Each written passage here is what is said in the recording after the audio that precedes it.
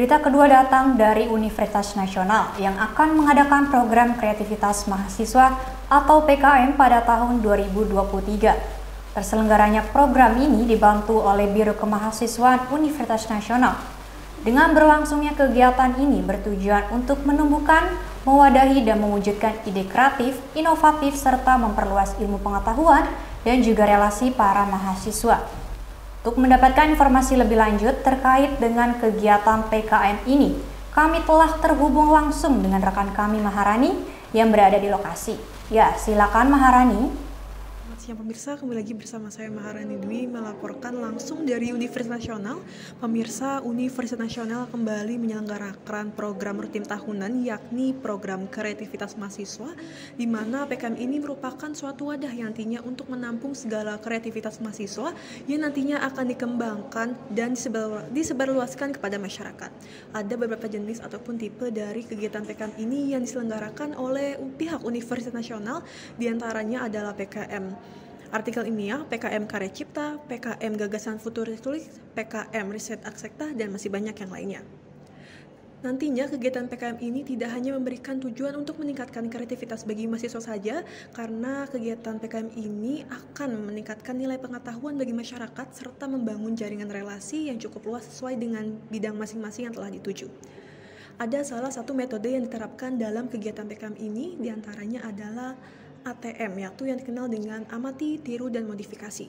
Bagi para mahasiswa yang ingin mendaftarkan diri untuk mengikuti kegiatan PKM ini, ada beberapa syarat khusus, diantaranya adalah mahasiswa aktif semester 3-5 dan membentuk suatu kelompok yang masing-masing anggotanya sebanyak maksimal 5 orang. Nantinya para mahasiswa ini akan dibimbing langsung oleh dosen pembimbing yang telah disediakan dan disiapkan oleh Biro Kemahasiswaan Universitas Nasional. Diharapkan juga bagi para mahasiswa yang telah mengikuti kegiatan PKM ini nantinya akan menghasilkan suatu produk ataupun output yang sifatnya unik dan memiliki nilai keterampilan yang sangat tinggi. Baik Bapak Kamarudin selaku Kepala Biro Administrasi Kemahasiswaan. Selamat pagi Pak. Pagi. Izin meminta waktunya untuk berwawancara sedikit Pak. Iya. Terkait dengan adanya kegiatan PKM yang nantinya akan diselenggarakan oleh Biro Administrasi Kemahasiswaan. Kira-kira kegiatan PKM ini dimulai dari tanggal berapa ya Pak? Sebenarnya sekarang sudah mulai, nanti closingnya atau penutupannya tanggal 27 kalau di internalita, karena biasanya kalau kita closingnya di tanggal yang sama, misalnya tanggal 28, itu sebenarnya sudah susah karena sistemnya kan sering ini ya terkendala karena semua orang upload di hari yang sama seperti itu. Jadi sebenarnya sudah mulai dari sekarang, tapi kita nanti besok itu ada coaching klinik ya untuk PKM. Jadi semua prodi termasuk dosen dan mahasiswa yang sudah buat proposal penelitiannya ataupun proposal PKM-nya itu nanti besok langsung di coaching seperti itu. Oke, baik. Berarti untuk saat ini bagi mahasiswa yang memiliki ketertarikan untuk bergabung dengan kegiatan PKM ini sudah bisa daftar? Sudah. Jadi kan kita di Universitas juga kan sudah punya grup PKM sendiri. Jadi grup PKM itu termasuk mereka yang dari semester 1 sudah terlibat sampai sekarang ini. Nah, itu mereka sudah terlibat di situ, bahkan tim monitoringnya, terus tim pendampingnya itu juga dari mahasiswa yang memang kita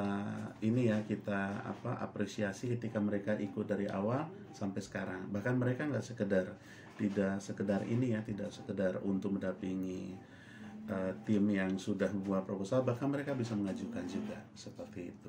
Oke, baik.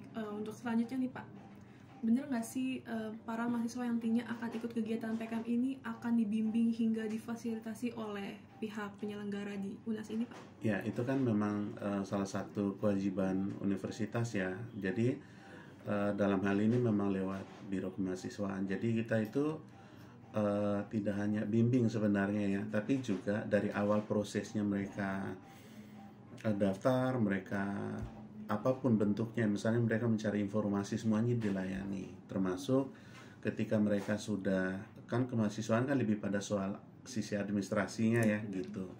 Bahkan kalau misalnya soal komunikasi ke dosen maupun prodi ya, kita biasanya lebih intens ya, agar tidak menghambat mahasiswa yang sudah menulis ataupun sudah mengikuti kegiatan PKM. Karena prinsipnya kalau misalnya kita tidak mensupport ini kan tidak menjadi satu arah kan, seperti itu. Jadi kita bimbing sampai mereka submit, mereka upload proposalnya sampai selesai. Sebelum pengumuman pun masih tetap kita bimbing. Walaupun setelah sudah pengumuman tidak mendapatkan hibah PKM-nya misalnya, kita tetap bimbing sampai sepanjang dia masih menjadi status mahasiswa UNAS, seperti itu. Baik, untuk pertanyaan terakhir nih Pak, bagaimana sih sistem dari kegiatan PKM ini Pak? Mungkin dari awal pendaftaran hingga submit yang itu bisa Bapak jelaskan? Oke, yang pertama kemahasiswaan ya di UNAS ya, itu sebelum ada surat dari Dikti itu kita sudah ancang-ancang jauh hari, kita sudah menyiapkan timetable-nya, kita sudah jadwalkan jadwal PKM-nya gitu ya. Bahkan di akhir tahun kemarin sudah kita siapkan itu. Maka di awal tahun, pas Januari kemarin itu sudah rutin untuk melibatkan mahasiswa yang sudah terlibat di PKM sebelumnya untuk menjadi tim PKM di 2023. Dan alhamdulillah sekarang sudah ada. Yang kedua, kita koordinasinya kan sekarang basisnya ini ya, sudah digitalisasi ya.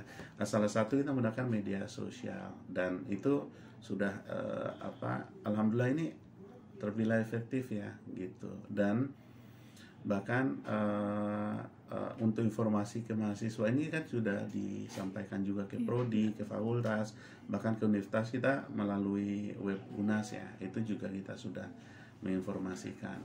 Harapan kita kan setiap tahun keterlibatannya bertambah gitu ya, karena tingkat partisipasi, karena banyak hal yang nanti bisa diikuti oleh mahasiswa kita. Karena ini salah satu, menurut saya ini satu program keunggulan Dikti sebenarnya untuk melihat potensi mahasiswa kita, kan gitu. Menurut saya kegiatan PKM itu salah satu kegiatan unggul ya, yang khususnya untuk mahasiswa. Karena di kegiatan PKM ini mahasiswa ini mengeluarkan ide atau gagasan yang nantinya akan dikembangkan untuk dikenalkan lagi ke masyarakat luas gitu sih Kak, kalau menurut saya. Untuk tujuannya menurut Kakak dengan adanya kegiatan PKM ini, tujuannya apa sih Kak? Kalau menurut saya tujuan PKM ini tuh untuk mengembangkan skill mahasiswa dan untuk menambah relasi juga sih Kak, kalau menurut saya. Oke, nambah relasi. Nah, terakhir nih Kak, kalau misalkan para mahasiswa ini ikut dalam kegiatan PKM ini, kira-kira benefit apa yang bakal didapetin? Benefitnya yang pasti itu yang satu menambah pengalaman, terus mengasah skill juga, dan menambah relasi juga sih Kak, yang pasti. Oke, baik. Terima kasih Kak Syefu atas waktunya ya Kak. Terima kasih. Baik pemirsa, bagi para mahasiswa aktif di Universitas Nasional, silahkan mendaftarkan diri bagi yang berminat untuk bergabung dengan kegiatan PKM ini, karena pendaftaran telah dibuka sejak tanggal 13 Februari hingga 27 Februari nanti. Bagi yang berminat, silahkan daftar langsung di Biro Kemahasiswaannya. Baik, demikian pemirsa informasi yang bisa saya sampaikan. Saya Maharani Dwi Puspitasari dengan juru kamera Farah Maharani melaporkan langsung dari Universitas Nasional. Kembali ke studio.